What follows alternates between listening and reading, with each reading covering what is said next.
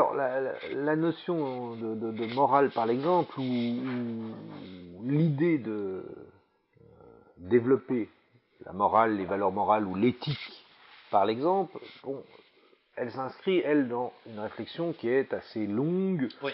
assez qui prend des différentes formes, on peut dire. D'abord, on va la trouver dans la pédagogie. C'est un débat. Est-ce que, voilà, on peut développer chez les enfants, notamment Oui. dans la jeunesse, des dispositions à l'altruisme, on dirait aujourd'hui, par le fait de montrer des exemples d'actes. J'ai la question par rapport à Voilà. l'éducation et évidemment les doctrines Voilà. du sauvetage. Alors, On y reviendra encore. dire que montrer des exemples de ce type est quand même un moyen de montrer à des enfants, à des jeunes, et peut-être à la population que bien, on n'est pas obligé d'être cynique dans la vie, que la loi du plus fort n'est pas la seule loi, Que travailler 12 heures à l'usine, c'est pas si mal que ça, il y a quand même une... Alors, oui, bien sûr, bien sûr. L'accusation que vous évoquez, vous n'avez pas tort, c'est qu'à travers ce discours, on peut voir ça aussi comme un moralisme, donc là dans un sens plus péjoratif, c'est-à-dire une manière de moraliser, entre guillemets, le peuple, c'est-à-dire de le laisser un peu, de lui ôter toute velléité de révolte, de critique, de rébellion, en diffusant une espèce de morale comme ça, du bien. Voilà. Les historiens avaient bien vu cette tendance moralisatrice. Et on a donc considéré que tous ces discours-là étaient des discours moralisateurs, bourgeois, qui servaient les intérêts des catégories dominantes, on va dire. Oui. Quand on regarde dans un cas précis comme la figure du sauveteur, on peut voir que les choses sont parfois plus complexes. Certes, il y a une part de ce discours qui est purement moralisateur, mais on voit aussi une réflexion. Dans la morale, par exemple, on retrouve cette idée de modèle identificatoire.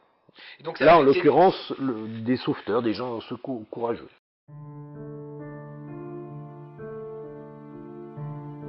Toutes ces associations là, qui parlent de bien, voilà, c'est des magistrats, des économistes, des gens de haute société, hormis donc en fait des personnages charismatiques qui ont produit des choses, donc on en reviendra après comme Pittet, qui sont issus du prolétariat. Oui. Souvenez-vous aussi que quand même les associations, elles sont souvent créées par des gens d'un certain niveau social, plutôt des élites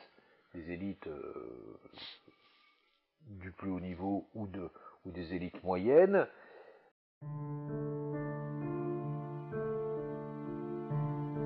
Quelle était l'implication de Andrew Carnegie dans la production de l'imaginaire du citoyen courageux? Bon, je ne vais pas passer pour un... Mais encore une fois, une institution que j'ai découverte et sur laquelle j'ai eu un petit peu d'informations, mais sur laquelle peu de personnes, voire aucune, n'a jamais écrit. En 1910, Andrew Carnegie, donc dans ses aciéries, début du XXe siècle, aux États-Unis, est confronté à des grèves extrêmement importantes. Dans certaines, il tirera aussi sur la foule. Il affame pendant des mois toute une région. Il est un grand patron extrêmement dur dans ces conflits-là. Oh, il est bien, philanthrope, c'est bien. Avant de devenir vraiment philanthrope, c'est pas tout aux États-Unis, que c'est un pays par rapport à l'Europe, on lui a donné sa chance. Donc, c'est un self-made man, absolument. Bill Gates de l'époque, indiscutablement. Voilà. Il va ensuite devenir un philanthrope, car effectivement, il dira qu'il ne veut pas laisser sa fortune à ses enfants, ce serait le plus mauvais service à leur rendre. Et il va fonder, comme quelques autres grands, beaucoup de fondations, c'est-à-dire des universités, des hôpitaux, le Carnegie Hall à Londres, grande salle de spectacle, énormément de choses. Et puis voilà qu'en 1910, d'un seul coup, moi je découvre dans des archives départementales, dans les dossiers sur les actes de courage, des dossiers pour le Heroes Fund de la Fondation Carnegie. Alors voilà encore autre chose. Je cherche, je ne trouvais pas beaucoup d'informations, et je découvre un décret présidentiel d'acceptation, donc du don fait à la France, par Andrew Carnegie ainsi qu'à 7 pays d'Europe pour créer un Heroes Fund. Heroes Fund est vraiment la prise de conscience, semble-t-il, donc vers 1910. Il y a un grave accident dans l'une des mines possédées par Andrew Carnegie, dans le nord des États-Unis. Des mineurs descendent pour sauver leurs compagnons, meurent, et Andrew Carnegie décide qu'il faut créer un fonds pour aider les gens qui se dévouent au risque de leur vie, qui meurent ou qui sont blessés quand ils portent secours aux autres, parce que ça, c'est quand même vraiment quelque chose de remarquable. C'est important. On trouve à nouveau nos sous-préfets chargés d'instruire, de trouver si dans leur arrondissement, ils n'ont pas entendu parler d'un acte héroïque qui mériterait d'être instruit et de remonter pour qu'on donne un peu d'argent. J'imagine les recherches de ces gens-là à l'époque. Si vous n'avez pas un petit héros qui traîne à un moment donné pour... Ça, c'est le propre des travail des sous-préfets et des préfets de l'époque et en général encore aujourd'hui. Parfois, oui, mais parfois il y a pu y avoir un accident et on sait qu'il y a des morts ou des sapeurs-pompiers qui étaient décédés volontaires dans des accidents. Eh bien, c'était l'occasion d'aider leurs veuves, leurs orphelins, en faisant une demande au Heroes Fund. Alors vous allez me dire, moi, parce que j'incite à vos téléspectateurs, il y a des recherches toujours à mener, parce que la seule chose que je sais, c'est que le Heroes Fund n'a pas disparu dans tous les pays. Ok. Et non, en Suisse voisine, j'ai vu dans les journaux la remise des prix du Heroes Fund de Suisse. J'ai cherché sur Internet et au niveau international. La fondation Carnegie, c'est comme un empire, si on veut, avec plein de subdivisions, dont toujours une qui s'occupe des Heroes Fund qui ne sont pas clos partout. Je leur avais écrit, je leur avais demandé s'ils avaient des archives à New York et tout, mais ils ne m'ont jamais répondu. Voilà. J'avais cherché à monter un projet de recherche, mais j'avoue que je me suis détourné ensuite de ça, pour voir si on ne pouvait pas justement élargir le regard au niveau mondial. Oui, mais ça vous aura emmené dans tout le milieu philanthropique, oui, les projets. Exactement. Juste pour j'amène aussi les téléspectateurs à faire leurs recherches personnelles, donc pas seulement sur un ou deux, trois petits articles, mais d'une manière assez, plus générale, avec un peu plus de temps. Soros aussi, on connaît bien, Carnegie, il y en a d'autres. Bill Gates a appelé et a obtenu, a créé aujourd'hui la plus grosse fondation avec le don de plusieurs dizaines de milliardaires, multimilliardaires qui ont cette capacité en fait justement d'être de se séparer de manière assez tentaculaire, j'ai envie de dire, dans diverses petites associations et qui permet en fait de distribuer à souhait en fait de l'argent ici et là en fonction ou pas, alors ça c'est en fonction des avis, des intérêts économiques et politiques bien évidemment. Voilà, donc on connaît un petit peu actuellement, on voit ici et là en fait les capacités, les capacités économiques de ces fondations et l'importance en fait de leur choix. Une petite miette dans l'empire Carnegie. C'est rien du tout. Par rapport au point de vue budgétaire, voilà. Oui, bien évidemment. Alors, mais au niveau symbolique, l'industrie côtière est une industrie. Et quand le personnel, le travailleur potentiel, que ce soit mineur ou même le pêcheur, meurt et qui meurt facilement en mer, au point de vue de la production, c'est des bénéfices qui s'en vont.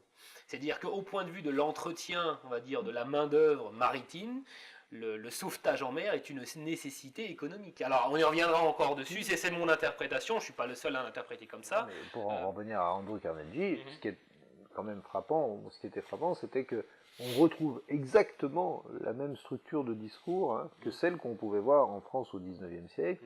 On la retrouve reprise début du XXe par un Américain, certes européen d'origine, mais qui crée vraiment cette idée de Heroes Fund. En plus, le terme est très large. C'est bien les sauveteurs, quel que soit leur métier réel, quel que soit. C'est ceux qui sont comportés comme des héros. Ça peut être des enfants, ça peut être... Voilà. Et dans les années 30, c'est carrément des pensions, surtout pour les enfants. En fait, ils vont se concentrer sur les veuves et sur les orphelins. Dès qu'ils trouvent ça, c'est ça qui les intéresse, c'est leur priorité. S'il a pu faire quelque chose, ou qui a cherché à la réanimer simplement, qui a vu un monsieur faire une attaque et qui avait appris le massage cardiaque, qui fait une tentative de réanimation, qui arrive à la réanimer, Heroes. Ouais. Allez, on lui donne 2000 euros. Et puis surtout, on publie à un moment donné. Oui, on met sa photo, on fait un petit discours. Et on retrouvait ça dans certains journaux. Donc, voilà. Là aussi, le Heroes Fund travaillait, cherchait. La participation des philanthropes, en tout cas, autant que la presse et que les organisations, tout à fait, est importante dans la morale par l'exemple. Voilà, à travers le courage, la construction de la morale, par exemple. Au cours d'une longue période, donc fin 18e, 19e et début 20e, on remarque que le concept du sauveteur courageux, ou encore de l'ouvrier dévoué, est fortement dépendant des nombreuses sociétés et autres organisations philanthropiques, d'une manière générale.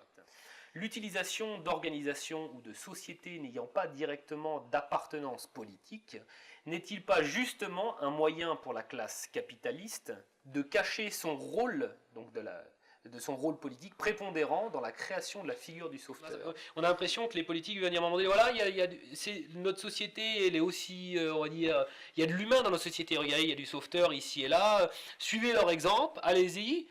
Ah, par contre, bon, après, pour prendre en charge le reste, écoutez, il y a la presse, voilà, ils donnent des médailles. Puis bon, il y a 2-3 philanthropes. Voilà, on fait la quête, oui, bien sûr. Les associations souvent mettaient en avant en disant, nous connaissons quelqu'un, il est là dans la rue, il tend la main. Pourquoi? Parce qu'il a été blessé en arrêtant un cheval emporté, que ça lui a brisé les jambes, qu'il a eu un petit peu d'argent au début, que maintenant... il est dans la misère totale. Nous essayons comme association de l'aider un peu, mais comment se fait-il que personne d'autre que l'aide, que l'État ne l'aide pas? Voilà. Et eux, pendant ces associations, elles ont répété ça pendant 50 ans, 60 ans. Et même les sénateurs qui s'étaient opposés à la loi l'avaient dit. Ils avaient compté le nombre d'actes. Ils avaient dit, allez, 50 par an maximum. Comment dire, les sapeurs-pompiers volontaires, la Fédération nationale des sapeurs-pompiers a pris ses propres assurances. Hein. Oui, on a une mutuelle des sapeurs-pompiers. Bien sûr, et puis même la Fédération nationale a structuré ça en disant, bon, on va assurer toutes les compagnies, les communes paieront, les cotisations, nos sapeurs-pompiers, quand ils sont en intervention, ils seront couverts, leurs familles aussi, et ça, ils ont assez vite réglé le problème pour les sapeurs-pompiers. En fait, on encourage la témérité, que ce soit par des prix de la vertu, des décorations, etc., que ce soit directement ou indirectement politiquement encouragé, et d'un autre côté, dans une vraie logique, si c'était en fait vraiment humainement parlant, on aurait soutenu dans ce cas-là même dans un deuxième temps. C'est-à-dire qu'on est en fait dans un encouragement de la forme, mais pas du fond. C'est-à-dire que dans la forme, on dit voilà... Oui, de la forme, mais on n'assume pas les conséquences négatives, et malheureusement, c'est pas une politique, effectivement, conséquente de ce point de vue-là. Tout le monde veut aider à un moment donné à un autre de sa vie, et que je pense que les politiques ont joué avec ce sentiment. On se joue en employant des mots qui suscitent des émotions, les mots, la communication suscite des émotions, pour arriver à des fins économiques, pour arriver à leurs fins économiques. C'est vraiment mon avis, ce que je vois, c'est-à-dire qu'en fin de compte, moi je reprends les bases, c'est-à-dire qu'il y a des mots simples, des idées simples, être bon, sauver, se dévouer pour l'humain, etc. Et que je remarque que ceux qui organisent ces idées-là, qui les mettent en branle, pour bien parler, ce sont des économistes, des financiers, des philanthropes qui ont des grosses fortunes, qui ont un projet et qui disent toute autre chose dans leur vie privée ou d'un point de vue personnel. Donc ceux qui parlent de bonté, qui parlent d'encouragement au bien, de sauvetage, de sauveteur, etc. L'idée en fait sur laquelle repose notre profession de sapeur-pompier aussi, en fin de compte, est bâti sur ce type de mentalité. On a des gens, on a des politiques, on a des économistes qui ont utilisé les émotions du peuple pour arriver à des fins économiques. Finalement, il y a effectivement, moi je le sous-entends en partie, il y a une forme d'instrumentalisation, effectivement, de la figure du sauveteur par d'autres intérêts, par d'autres, qui soient politiques ou effectivement économiques. Sachant que, néanmoins, c'est plus qu'ils l'utilisent, ils l'instrumentalisent, ils la mettent en avant, mais ils n'ont pas inventé les sauveteurs. Ils n'ont pas inventé dans le sens où il y a des gens qui ont porté secours. Oui, et il y en aura toujours, heureusement. Ils n'ont pas inventé l'acte de secours. Voilà, ils n'ont pas inventé l'acte de secours. Ils n'ont pas inventé parce que l'acte de secours est dans l'humain. Oui.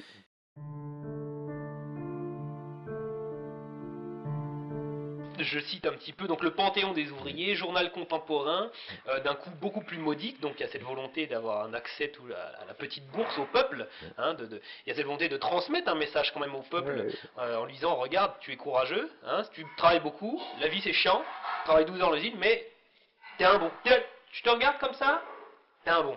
Hein, et que se propose de mettre au grand jour, et à titre d'exemple, leurs belles actions, leur courage, la persévérance qu'ils apportent à tout perfectionner dans leur art ou profession. Peut-on ici parler de presse comme propagande étatique? Alors, propagande, oui, étatique, pas complètement, non, parce que c'est de la propagande. Là, effectivement, il s'agit d'un organe, le Panthéon des ouvriers, qui est une revue, un petit périodique, développé, là, tout à fait par des, on pourrait dire, groupes d'intérêt aujourd'hui, associations, qui rentrent dans le discours, on parlait tout à l'heure, à proprement parler, moralisateur. Assimiler le courage au travail, au courage en tant que vertu morale, par le fait dissimuler aussi dans cette valorisation du courage, parfois, enfin pas parfois, beaucoup, les accidents de travail, qui sont extrêmement nombreux, à l'époque, qui vont le rester très longtemps, hein, jusqu'aux années 1960. Bon, ces discours d'héroïsation un peu des ouvriers, ils ont peut-être, on va dire, à cette époque, la fonction d'éviter qu'il y ait une contestation trop importante qui se développe dans le monde du travail. C'est de faire, a dit l'un de ceux, François Ewald, qui est le premier à travailler sur cette grande loi, dit, c'est aussi assimiler l'usine à une sorte de champ de bataille. Tout un discours. Le soldat du bien. Voilà. Finalement, tu es un soldat de l'industrie. Si tu es blessé ou on donnera quelque chose, on t'aidera un peu. Mais réfléchir est-ce que la cadence est trop importante, est-ce que le procédé de production n'est pas quand même très dangereux, comme ceux qui tombaient lorsqu'il y avait dans les grandes industries, la sidérurgie, dans la coulée. Cela demandera beaucoup plus de temps. Une part de la presse aboutit à un discours moralisateur qui est effectivement un discours qui tend à faire accepter à l'ouvrier ou à un certain nombre de catégories, notamment peut-être effectivement des catégories industrielles qui sont exposées à des dangers du travail assez marqués. Là, on a vraiment un enjeu pour construire un discours de l'héroïsme minier, d'un travail dangereux mais valorisant. D'ailleurs, on peut dire, tout le paradoxe, c'est que dans le monde des mineurs, c'est aussi un discours qui sera réapproprié pour une part. Il y aura le fait qu'on sera mineur de père en fils, ce qui est difficile parfois à comprendre pour ceux qui ne sont pas de cet univers. On se dit, quand même, mineur, comment, ça nous semble un des métiers les plus difficiles, comment se fait-il est-ce qu'ils étaient forcés d'être mineurs de père en fils? Pas nécessairement, car quand on a fermé, il y avait une culture et il y a eu une valorisation quand même, malgré tout, y compris de la difficulté du travail. Donc peut-être que dans notre discours du sauveteur, il y a aussi les deux choses, car il y a le fait qu'on dit c'est dangereux, tu es courageux, et on essaye en quelque sorte de faire passer la pilule, pour parler vite, du danger par cette valorisation. Ce sera dénoncé d'ailleurs par une partie des syndicats, qui souvent diront oui c'est facile, vos médailles, vous donnez des médailles. Voilà. Alors on créera la médaille du travail, qui elle sera l'objet de jugements assez contradictoires, car d'un côté, la médaille du travail, on l'appelait, elle fait continuité avec la médaille des vieux serviteurs. La médaille du travail, ce qu'elle valorise, c'est la durée au départ. Vous êtes resté 20 ans, à courber les chines, 25 ans chez le même employeur. Car elle a aussi comme objectif de valoriser le fait que ces salariés sont restés chez le même employeur. Car on a un problème de volatilité de la main-d'œuvre à la fin du 19e siècle, parfois par la suite, où les gens veulent changer d'employeur, changer d'emploi, et ça rend la gestion de la main-d'œuvre plus difficile. Donc les employeurs ont plutôt, et l'État les relaie en cela, une volonté de valoriser cela. D'ailleurs, on donne 20 médailles du travail d'un seul coup. Ça permet de faire une petite cérémonie à l'usine. Voilà, de publier. Et là, effectivement, on peut dire qu'il y a quand même une stratégie effectivement de valorisation qui est, oui, les intérêts des employeurs qui veulent orienter les comportements dans un sens, ça c'est sûr. Je vois qu'en fait, dans l'organisation en fait, politico-économique française, dans la période des Lumières, on utilise, pour ma part, l'idéologie, le mot, le champ lexical du sauveteur, pour faire passer un grand nombre d'idées politiques. La décoration ou encore la récompense n'est-elle pas aussi une manœuvre de diversion dans le but d'effacer la lutte des classes et de cacher le fossé entre les riches et les pauvres? Chacun peut avoir accès à peut avoir la même valeur, voilà. Oui. À la même valeur profondément, et la décoration, normalement, devrait, dans l'idéal d'une méritocratie de ce type, on dirait les personnes qui sont très respectées en France sont celles qui ont mérité ces récompenses. Ça, c'est une utopie. C'est le projet, on va dire. Que Jean-Jacques Rousseau, parmi d'autres, mais lui particulièrement, a exprimé dans son projet sur le gouvernement de Pologne. Hubert Goffin est le premier ouvrier et le seul pendant plus de... Alors là, on ne peut pas trop dire exactement, mais plus de 60 ans sans doute, presque pendant... pas tout à fait 100 ans, mais c'est pas loin, à obtenir la Légion d'honneur. Alors pour que nos téléspectateurs recadrent un petit peu l'histoire, donc on est en 1812, on est donc durant le Premier Empire, Napoléon Ier, voilà. Pareil, on est en plein lancement en force de l'industrialisation et donc des mines, donc les mines de charbon. De houille, voilà. Donc là, la houille, le charbon. Et donc, on a un besoin massif de travailleurs qui vont s'engouffrer dans des espèces de tunnels de la mort. Alors, on en reparlera encore une fois. Peut-être j'ai des questions qui sont par rapport à ce sujet-là. Et donc, on a comme vous le dites encore une fois, on a des milliers de mineurs qui meurent chaque année. À travers les explosions, machin. Et on ne parle pas, je ne sais même pas si on parle en plus de mourir par rapport aux maladies respiratoires, etc. Là, je pense que on a cette surmédiatisation de ce mineur. Donc, un mineur, durant un accident, plus de 70 collègues à lui qui sont piégés dans une mine. Et lui-même et son fils. Il refuse d'abord de partir seul. Voilà. L'allocution sauver ou périr qui est devenue... Sauver ou périr, donc voilà, sauver ou périr, donc l'allocution des sapeurs-pompiers de Paris. Oui, mais on peut dire que les sapeurs-pompiers de Paris, quand même, malgré tout, l'ont repris... Donc plus tard, c'est en 1900, des brouettes, 1960... Oui, parce qu'ils l'ont repris justement de l'ensemble des fédérations de sauveteurs qui, eux, en avaient fait leur devise au fil du 19e siècle. Oui, bien évidemment. Alors, je pense que si elle a été reprise par la brigade de sapeurs-pompiers de Paris, c'est parce que c'est un moment où les associations de sauveteurs avaient presque disparu, de sauveteurs type sauveteurs médaillés, comme les sauveteurs médaillés de la Seine, par exemple. Mais cette locution, effectivement, elle est reprise de cette phrase proverbiale, car Hubert Goffin, alors, il va rester extrêmement populaire tout au long du 19e siècle, encore aujourd'hui, donc... lors du centenaire de son acte courageux, il y aura une statue érigée donc, dans la petite commune aujourd'hui en Belgique. Ah ouais. Alors lui, c'était la figure du mineur courageux, quoi. On était.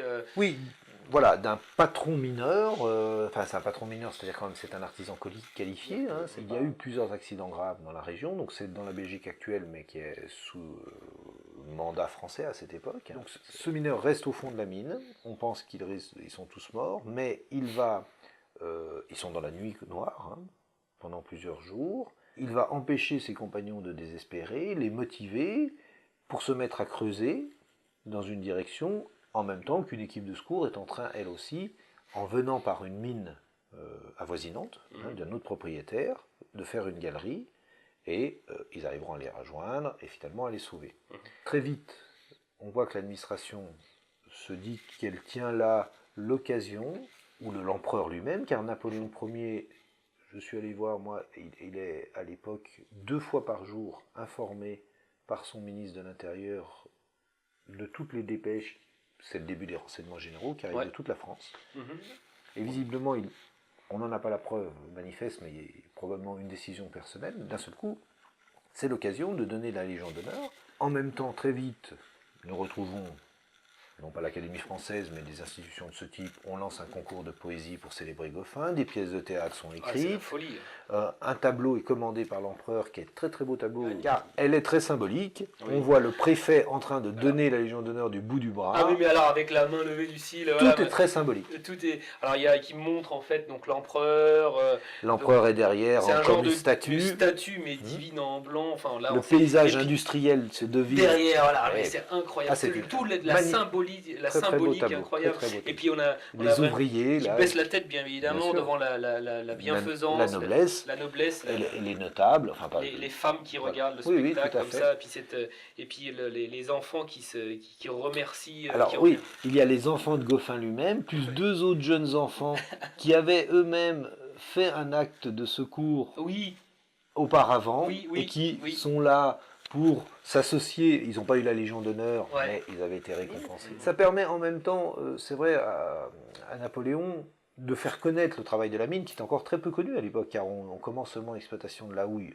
On a eu des mines de houille depuis longtemps, Mhm. mais là, on passe à une exploitation industrielle beaucoup plus considérable. Mhm. Moi, ce qui m'a frappé, c'est qu'il y aura un fascicule officiel écrit par le préfet qui raconte tout l'événement avec un vocabulaire, des notes de bas de page qui expliquent chacun des mots techniques du travail du mineur. Ok, intéressant. Oui, comme si on voulait en profiter pour faire naître un imaginaire. Voilà, AV, cassé, ils emploient les mots pour montrer. Vous voyez, c'est un travail. C'est un travail Une qualification. noble, oui, Ouais. qui demande une forme de qualification. Mais bon, ce qui n'est pas que faux, hein, il y a une qualification indiscutablement. Ah, mais hein. bien évidemment. Mais c'est pour un peu, voilà, en faire un métier Ouais. valorisé dans lequel, certes, il y a des victimes, des La héros. la noblesse du métier, c'est la noblesse par le métier quasiment, Voilà. par la qualification.